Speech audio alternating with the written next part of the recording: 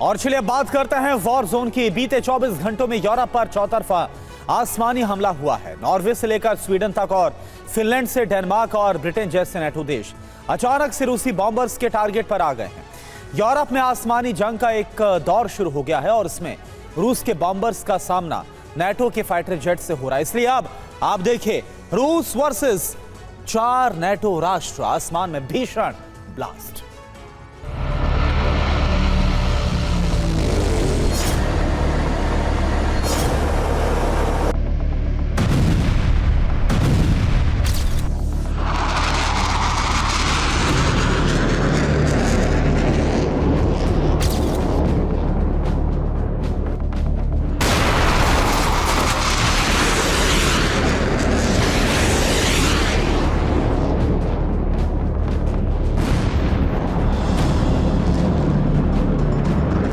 आसमान में भिड़ गए जंगबाज, नेटो ने शुरू की आसमानी वॉर।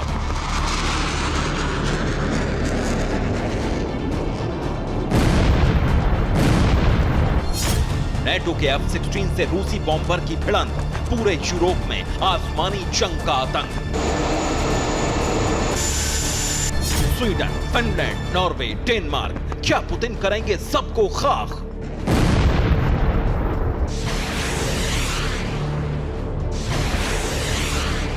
ये रूस के विनाशक बॉम्बर्स की उड़ान का सबसे नया वीडियो है। अपने नए ऑपरेशन का ये वॉर वीडियो खुद रूसी एयरफोर्स ने जारी किया है। रूस के रक्षा मंत्रालय ने दावा किया है कि एटम बम दाग सकने वाले रूसी बॉम्बर्स एक खास मिशन पर निकले हैं।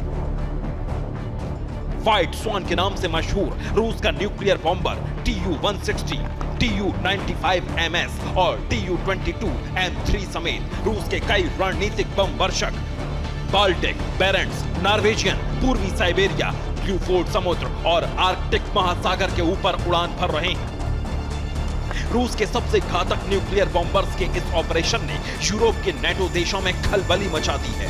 सबसे ज्यादा खौफ में है बेरेंट सागर और नॉर्वेजियन सागर के किनारे बसे नॉर्वे, फिनलैंड, डेनमार्क, नीदरलैंड और यूनाइटेड किंगडम जैसे देश। लेकिन ज्यादा बड़ी खबर रूसी बॉम्बर्स की उड़ान नहीं है।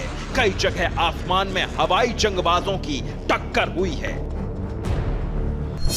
14 अगस्त सुबह 7:40 डेनमार्क का हवाई क्षेत्र, उत्तरी सागर।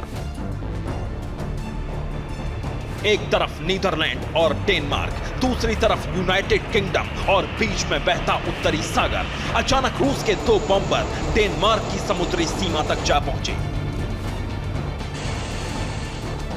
एक साथ यूरोप के कई देशों में खतरे के सायरन बजने लगे। तुरंत डेनमार्क में तैनात नेटो के F-16 फाइटर जेट एक्शन में आ गए। आसमान में रूस के न्यूक्लियर बॉम्बर और नेटो के F-16 फाइटर जेट्स की भिड़ंत हो गई।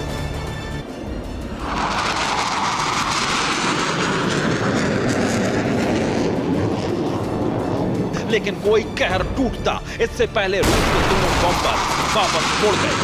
डेनमार्क की रॉयल डेनिश एयरफोर्स ने दावा किया कि उनके फाइटर जेट्स ने रूस के बॉम्बर्स को पीछे हटने पर मजबूर कर दिया। लेकिन इसके बाद रूस और नेटो के बीच एक और आसमानी भिड़ंत हुई।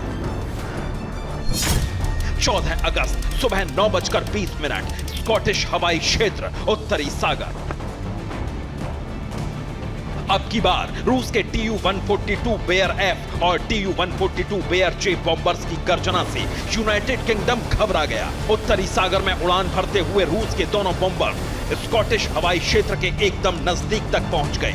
यहां रूसी बॉम्बर्स का सामना ब्रिटेन की रॉयल एयरफोर्स के टाइफून से हुआ।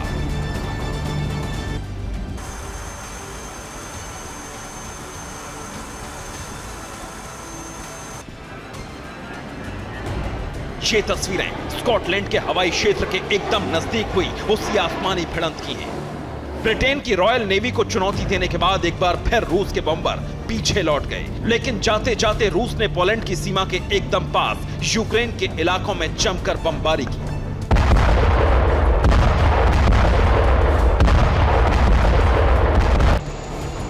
इसके बाद एक और आसमानी भिड़ंत हुई।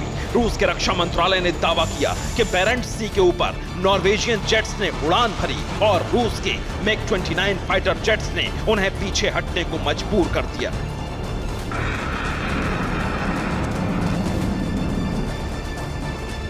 पहले डेनमार्क एयरफोर्स से रूसी बॉम्बर की भिड़ंत हुई, इसके बाद ब्रिटिश जेट्स और रूसी बॉम्बर्स के बीच एनकाउंटर हुआ और फिर बेरेंट सागर में नॉर्वे और रूस के बीच आसमानी भिड़ंत हुई। सवाल यह है, क्या ऐसा करके रूस यूरोप के देशों की ताकत और तैयारी का टेस्ट कर रहा है?